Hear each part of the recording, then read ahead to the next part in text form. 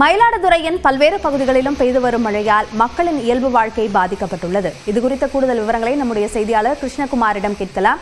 கிருஷ்ணகுமார், மயிலாடுதுறையில மழை இருந்தது காரணமாக பள்ளி கல்லூரிகளுக்கும் விடுமுறை விடப்பட்டது. தொடர்ந்து மழை நீடித்து வருகிறதா?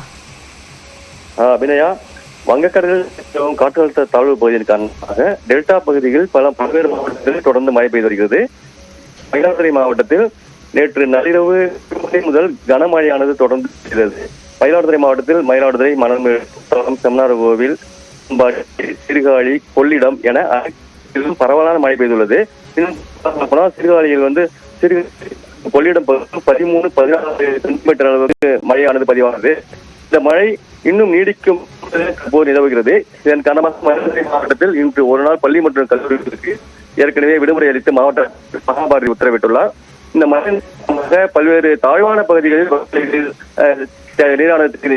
இந்த மழை கடந்த 3-4 நாட்களாக இல்லாத நிலையில் இன்று நள்ளிரவு முதல் மழை பெய்வதற்கான இந்த வயல்வெளிகள்ல தண்ணீர் தேங்கி நிற்கிறது.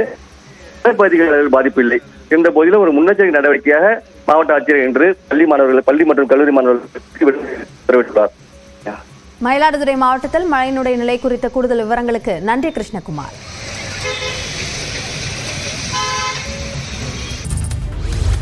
அமெரிக்காவின் அரசு சிறப்பு திறன் துறையை எலான் மஸ்க் மற்றும் இந்திய வம்சாவளியைச் சேர்ந்த விவேக் ராமசாமி வழிநடத்துவார்கள் என்று ட்ரம்ப் அறிவித்துள்ளார். அமெரிக்க அதிபர் தேர்தலில் வெற்றி பெற்ற ட்ரம்ப் அமைச்சரவை மற்றும் அரசு துறைகளை கட்டமைத்து வருகிறார். அந்த வகையில் தேர்தல் பரப்புரையின் போது அறிவித்த அரசாங்க சிறப்பு திறன் துறையை உருவாக்கியுள்ள ட்ரம்ப் அதன் தலைவர்களாக எலான் மஸ்க் மற்றும் விவேக் ராமசாமியை நியமித்துள்ளார்.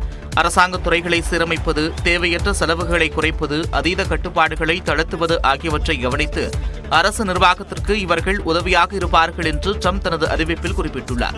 அரசாங்கத்திற்கு தேவையற்ற செலவு ஏற்படுத்தும் பலருக்கு இந்த முடிவு மிகுந்த அதிர்ச்சியை ஏற்படுத்தும் என்றும் ட்ரம்ப் தெரிவித்துள்ளார். அரசாங்கத்தை வெளியிலிருந்து வழிநடத்த உள்ள இவர்கள் வெள்ளை மாளிகையுடன் இணைந்து நிதிநிலையை கவனித்துக் கொள்வதுடன் இதுவரை அரசு காணாத புத்தாக்க திட்டங்களை செயல்படுத்துவார்கள் என்றும் ட்ரம்ப் குறிப்பிட்டுள்ளார். 2026ஆம் ஆண்டு ஜூலை 4ஆம் தேதியை இலக்காக நிர்ணயித்துள்ள ட்ரம்ப் அதற்குள் அமெரிக்க பொருளாதாரத்தை தாராளமயமாக்கி ஊழல் மற்றும் தேவையற்ற செலவினங்களை குறைக்க இவர்கள் உதவுவார்கள் என்றும் கூறியுள்ளார். இதன் மூலம் அமெரிக்காவின் 250வது ஆண்டு சுதந்திர தினத்தில் மிகுந்த திறன் வாய்ந்த குறைந்த துறைகளை கொண்ட அரசாங்கம் மக்களுக்கு பரிசாக வழங்கப்படும் என்றும் ட்ரம்ப் தெரிவித்துள்ளார்.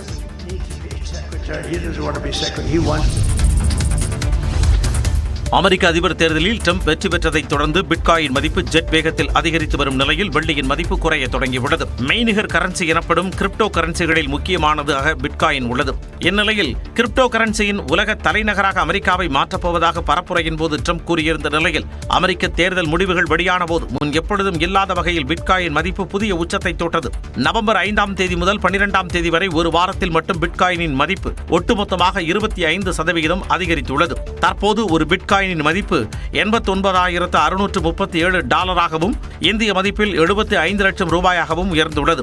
விரைவில் ஒரு பிட்காயின் மதிப்பு $1,00,000 அமெரிக்க எட்டும் என எதிர்பார்க்கப்படுகிறது.